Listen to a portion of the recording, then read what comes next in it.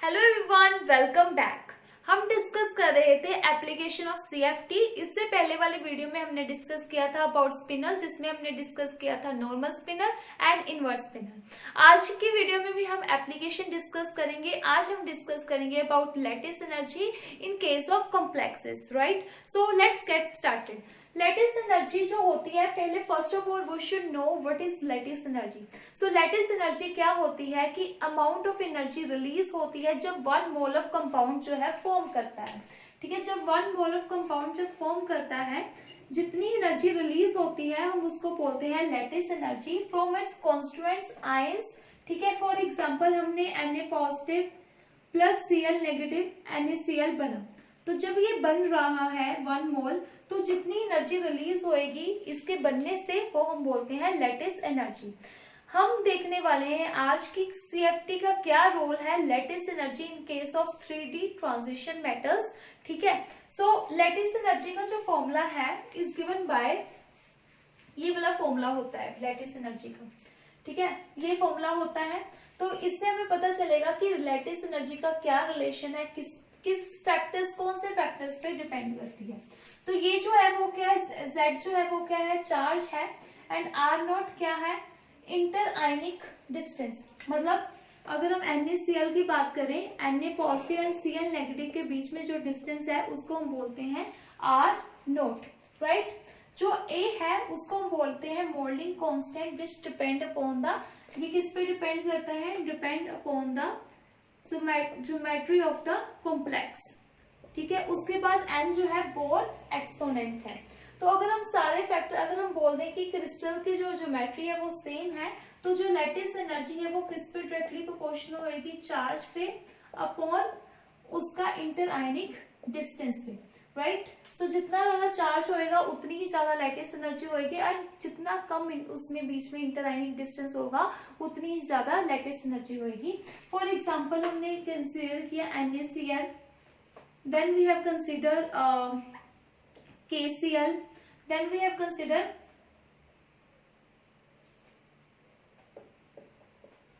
RbCl। ठीक है, ये सब कुछ कंसिडर किया। तो इस केस में जो सबसे ज्यादा लैटिस एनर्जी होगी वो हम कैसे देखेंगे, जितना कम इंटर चार्ज, तो सभी केस में कितना है, +1 -1 ऐसे है। लेकिन अगर हम बात करें अब कौन सा फैक्टर प्ले करेगा यहाँ पे, इंटर आयनिक डिस्टेंस, जितना उनमें डिस्टेंस है। तो हमें पता है जो साइज है सोडियम पोटेशियम सीजियम का सबसे बड़ा है, देन रूबियम R का, ठीक है, Rb का, देन पोटेशियम का, देन सोडियम का, है ना। तो साइज तो ऐसा है, जितना ज्यादा साइज होगा उतना ही ज्यादा होगा उनके बीच में इंटर आयनिक डिस्टेंस। तो जो लैटिस एनर्जी है वो कैसे आएगी, मतलब इनका साइज ज्यादा है, मतलब R0 ज्यादा हो गया, तो लैटिस एनर्जी जो है वो क्या होगी, कम होगी। तो लैटिस एनर्जी की जो वैल्यू है वो आएगी ऐसे। ठीक है, तो यहां से हमें ये पता चला।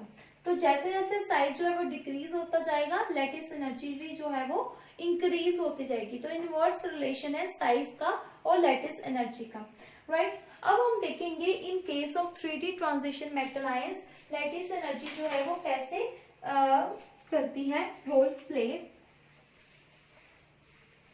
सो we are going to see lattice energy in case of 3D transition metal, और इसमें हम CFC की इंपॉर्टेंस देखेंगे। Lattice energy in case of 3D transition metal, ठीक है, that is in oxidation state कितनी है, +2। ठीक है, 3D transition metal in +2 with halides, halides के साथ है। सो स्कैंडियम F2, मैं सारे लिख रही हूँ।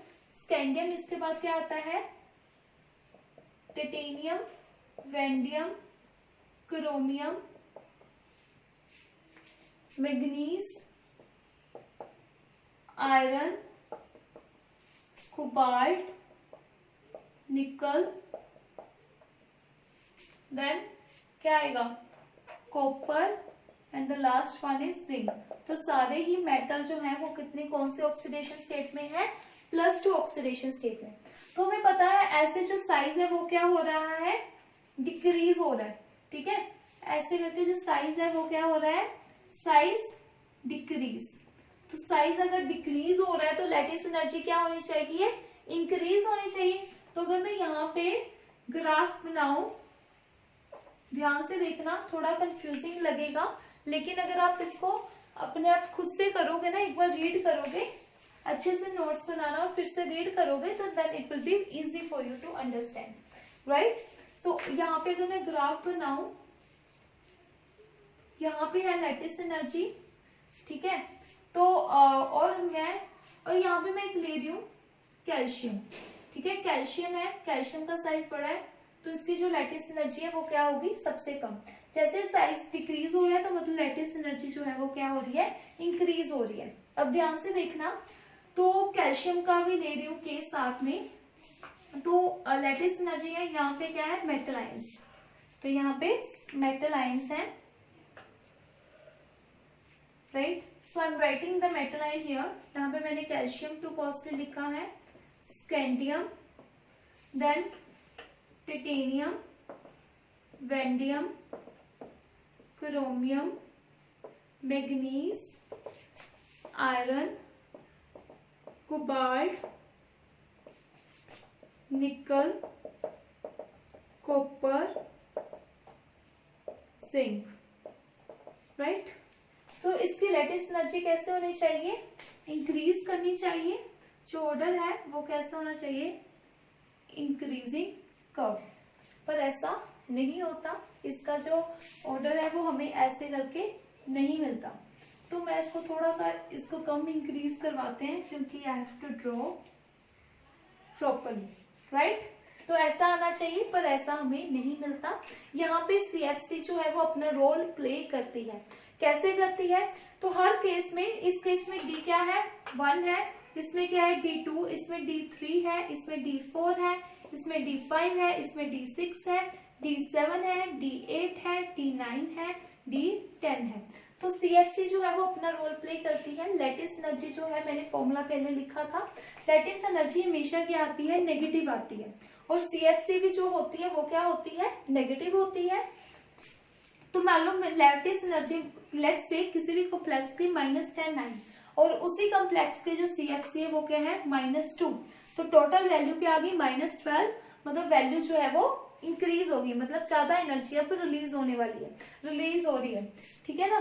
तो CFC का हम लिखना स्टार्ट करेंगे। इस केस में ये मेन ग्रुप एलिमेंट है, इस केस में कोई CFC नहीं होती, पर इनके केस में क्या होती है, CFC। सो D1 के केस में जो we are talking about fluorine, तो ये कौन सा कॉम्प्लेक्स बनाएंगे, हाई स्पिन। कौन सा कॉम्प्लेक्स बनाएंगे, हाई स्पिन कॉम्प्लेक्स बनाएंगे, मतलब जो पेयरिंग है वो नहीं होएगी, राइट, जो पेयरिंग है वो नहीं होएगी। So I have to write about the इनकी CFCs मुझे लिखनी है, so I am writing over there. So D1 के केस में जो CFC है वो क्या आएगी, अब मैंने नहीं बता रही कि हम कैसे लिखेंगे। सो यहाँ पे जो इलेक्ट्रॉनिक कॉन्फ़िगरेशन है वो आएगी T2G1, तो इसकी जो CFC है वो आएगी -0.4 डेल्टा नोट, ठीक है। और D2 के केस में जो CFC है वो क्या आएगी, -0.8 डेल्टा नोट, एंड D3 के केस में CFC आएगी -12 डेल्टा नोट। D4 के केस में जो CFC आएगी वो आएगी, ऐसे फिलिंग होएगी ना, तो इस केस में आएगी -1.2, -0.6। तो अगर आपको ये जानना है मैं कैसे CFC निकाल रही हूँ, ये मैंने अपनी वीडियो में डिस्कस किया हुआ है, आपको मैंने नीचे डिस्क्रिप्शन में कोऑर्डिनेशन कंपाउंड की प्लेलिस्ट दी हुई है, वहां से जाके आप चेक कर सकते हो, ठीक है। D4 का हो गया। उसके बाद D5 के केस में जो CFC आएगी वो आएगी 0, राइट। सो D6 के केस में CFC जो आएगी वो आएगी it will B -0.4 delta not. D7 के केस में CFC आएगी -0.8 डेल्टा नॉट। सो नेक्स्ट आता है D8 के केस में जो CFC आएगी 5, 6, 7, 8 -1.2 डेल्टा नॉट। उसके बाद D9 के केस में CFC जो आएगी 1, 2, 3, 4, 5 ओके 1 2 3 4 5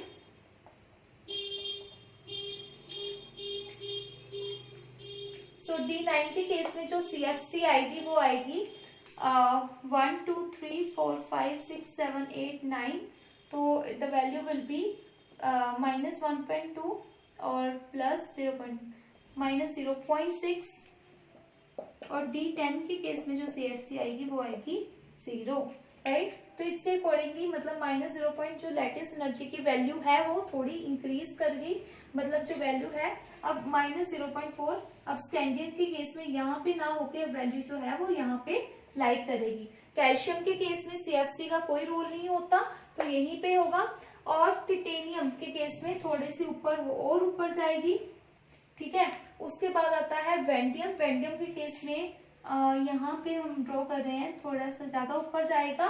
देन उसके बाद आता है क्रोमियम, जिसके केस में CFC क्या है D4 के केस में -0.6, तो यहाँ पे 0.8 थी तो ये यहाँ पे कुछ लाई करेगा क्रोमियम का, और मैग्नीज के केस में वैल्यू नीचे ही आएगी क्योंकि इस केस में CFC जो है वो क्या है 0 है। DH6 के केस में -0.4 तो इसकी वैल्यू सेम यहाँ पे थोड़ा सा ऊपर लाई करेगी, ठीक है। उसके बाद D7 के केस में क्या है -0.8 तो इसकी वैल्यू भी थोड़ी और ऊपर लाई करेगी यहाँ पे, ठीक है। उसके बाद आता है निकल 8। D8 के केस में जो वैल्यू है वो क्या है -1.2 जो कि थोड़ा और ऊपर लाई करेगी, ठीक है। तो प्लीज एडजस्ट। कॉपर D9 के केस में जो CFC है वो इसके बीच में होएगी, उसके केस में 0.8 थी तो इसके केस में क्या होएगी तो थोड़ी सी नीचे होएगी कॉपर, और जिंक के केस में जो CFC है वो तो 0 ही आएगी। तो ऐसे करके ग्राफ बनेगा। एक्चुअल ग्राफ तो ऐसे था लेकिन वो ऐसे ना बन के ऐसे करके कुछ ग्राफ बनेगा। इसको थोड़ा सा नीचे ले आओ, ठीक है, ताकि हमारे पास सही से बन जाए।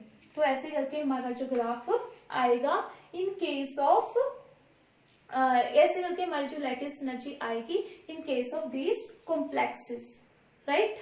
अब बात करेंगे, ये तो हो गया हमने +2 की बात कर ली। अगर +3 का केस देखें तो उस केस में ग्राफ जो है वो कैसे चेंज होएगा। +3 के केस में क्या होएगा, यहाँ पे स्कैंडियम 2 पॉजिटिव की जगह स्कैंडियम 3 पॉजिटिव करके कैसे ग्राफ की वैल्यू चेंज होएगी वो सारा हम देखते हैं। तो ऐसा ग्राफ आएगा इन केस ऑफ +2। +3 में क्या ग्राफ आएगा वो देखते हैं।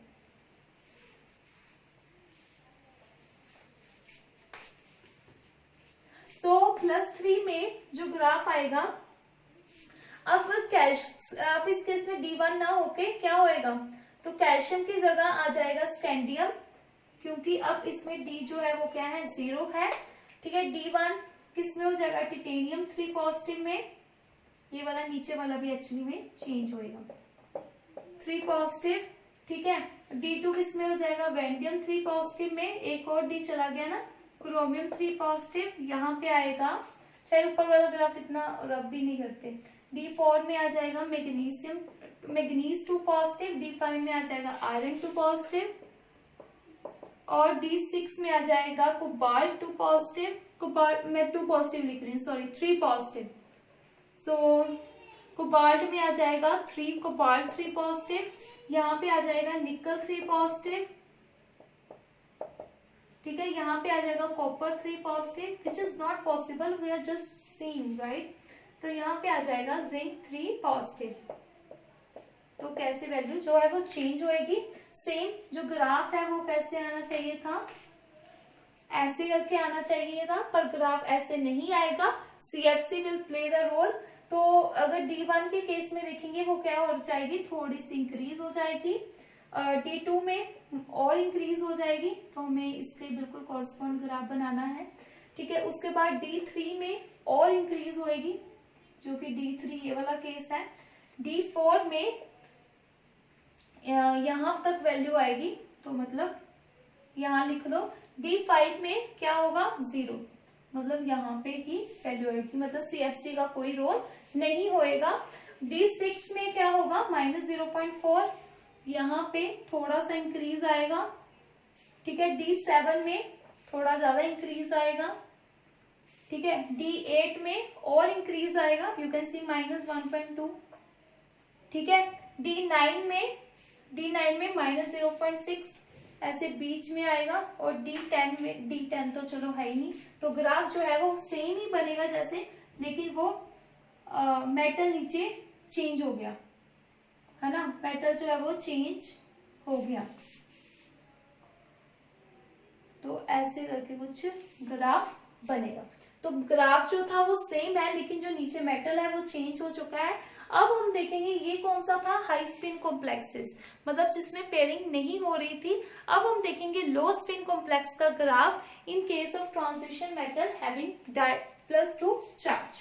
तो ये सारा रब कर देती हूँ, जो ग्राफ है वो कैसे बनेगा वो सब देखेंगे। उसके बाद ये वीडियो खत्म हो जाएगी, लैटिस एनर्जी। नेक्स्ट वीडियो में हम डिस्कस करेंगे अबाउट हाइड्रेशन एनर्जी। तो इस पे क्वेश्चंस जो है वो आते हैं। अभी आपको लग रहा होगा ये क्या चीज है, लेकिन अगर आप इसको एक बार फिर से रीड करोगे अच्छे से तो you can do it very easily, you will find it very easily, right. अब जैसे हमने यहाँ पे फ्लोरीन लिया था, लेट्स से अब हमने यहाँ पे साइनाइड ले लिया CN, तो CN जो है वो क्या बनाता है, हाई लो स्पिन कॉम्प्लेक्स बनाता है, लो स्पिन कॉम्प्लेक्स, ठीक है। इस केस में D1 की क्या कॉन्फ़िगरेशन होगी, D2 की क्या होगी, वो सारे देखेंगे। तो सारे ही केस में CN है, ठीक है। लैटिस एनर्जी क्या फर्क पड़ रही है इससे, तो मैं सभी में नहीं चेंज कर रही, ठीक है, सभी में आप समझ सकते हो कि CN की बात कर रही है। सो D1 D2, तो यहाँ पे मैं CFC की वैल्यू निकाल रही हूँ, D6 D7 D8 D9 D10। जो CFC की वैल्यू है D1 में क्या आएगी, सेम आएगी, that is 0.4 delta not. D2 में भी सेम आएगी, D3 में भी सेम आएगी, फर्क कहां से पड़ेगा, D4 से। अब वैल्यू जो है वो क्या हो जाएगी, -1.6 डेल्टा नॉट। D5 में क्या हो जाएगी, 4 × 5 -2.0 डेल्टा नॉट। D6 में -2.4 डेल्टा नॉट। यहाँ पे जो वैल्यू है 1 2 3 4 5 6 7, तो -2.4 प्लस 0.1 मतलब 1.8 डेल्टा नॉट। D8 D9 और D10 में देखते हैं, तो 5 6 7 D7 में निकाली थी ना हमने। D8 में जो है वो वैल्यू थोड़ी और कम होएगी, 1 2 3 4 5 6 7 8, तो जो वैल्यू है वो आ जाएगी -1.2 डेल्टा नोट। D9 में जो वैल्यू है वो क्या हो जाएगी, 1 2 3 4 5 6 7 8 9, तो अब जो वैल्यू है वो हो जाएगी -1.2 -0.6, मतलब -0.6। अगर थोड़ी बहुत गड़बड़ी होगी हो तो प्लीज देख लेना, इस तो सही होगा, मतलब CFC की वैल्यू में जो आपको कंसेप्ट समझ आना चाहिए। और D10 में क्या होगी, 0 होगी, ठीक है। ये हमारे पास आ गई CFC की वैल्यू। वैसे जो लैटिस एनर्जी के अकॉर्डिंगली क्या ऑर्डर होना चाहिए, अगर हम उसके बेस पे बनाए, क्या नाम है, साइज के बेसिस पे, तो ऑर्डर होना चाहिए ऐसे करके इंक्रीज आना चाहिए। तो अगर ये है D1, ये है D2, ये आएगा D3 D4 D5 D6 D7 D8 D9 D10, right, ऐसे आना चाहिए। So D1 is correspond to scandium, titanium, vanadium, chromium, that is in 2 positive, manganese, iron, यहाँ पे कोबाल्ट, यहाँ पे निकल, यहाँ पे कॉपर, और यहाँ पे क्या आना है, जिंक, 2 पॉजिटिव, राइट। सो स्कैंडियम में देखेंगे जो वैल्यू है वो क्या है, -0.4 डेल्टा नोट, तो थोड़ी सी इंक्रीज कर दो यहाँ पे, ठीक है। टिटेनियम में क्या है, -0.8 डेल्टा नोट। अगर आपको ये वैल्यूज नहीं समझ आई कैसे निकाल रही हूँ, तो I am saying you again and again, आप वो वाली वीडियो जाके देखो जिसमें मैंने क्रिस्टल फील्ड थ्योरी डिस्कस किया हुआ है। D3 में जो है वैल्यू वो है -1.2 डेल्टा नोट, थोड़ा सा इंक्रीज करेगा। D4 में है जो है वो है -1.6 डेल्टा नॉट, ठीक है। D5 में जो वैल्यू है वो है 2, ठीक है, और इंक्रीज करेगा। D6 में है -2.4 और इंक्रीज करेगा, राइट। देन डिक्रीज करना स्टार्ट करेगा -1.8, तो यहां पे आएगा, ठीक है। D9 में और इंक्रीज डिक्रीज करेगा जो कि वैल्यू यहाँ पे आ जाएगी, और नहीं मैंने ना कुछ गड़बड़ी की है, D6 तक इंक्रीज करेगा। D7 हो गया, D8 हो गया, हाँ डिक्रीज करेगा, फिर और डिक्रीज करेगा D9 में, ये मैंने D8 का थोड़ा सा इधर बना दिया, तो और डिक्रीज करेगा D9 में, थोड़ा इसको ऊपर दिखाते हैं, और इसको यहाँ पे और इसको यहाँ पे, और D10 पे तो यहीं पे लाइक करेगा। तो इस केस में जो ग्राफ है, जस्ट यू हैव आइडिया कि कैसे इनकी जो वैल्यूज है वो चेंज हो रही है, ऐसे करके आएगा, राइट। तो ये हो रहेगा ग्राफ इन केस ऑफ क्या है, अगर कॉम्प्लेक्स किसमें है, अगर हमारा जो कॉम्प्लेक्स है वो क्या है, लो स्पिन कॉम्प्लेक्स है। ओके आज के वीडियो में हमने क्या क्या सीखा है, आज के वीडियो में हमने सीखा है lattice energy in case of complexes, and we have seen कि वो +2 में कैसे इफेक्ट करेगी अगर हाई स्पिन कॉम्प्लेक्स है, +3 में कैसे इफेक्ट करेगी अगर हाई स्पिन कॉम्प्लेक्स है, then we have seen for +2 metal ion अगर लो स्पिन कॉम्प्लेक्स है। Okay I hope you like this video and thank you.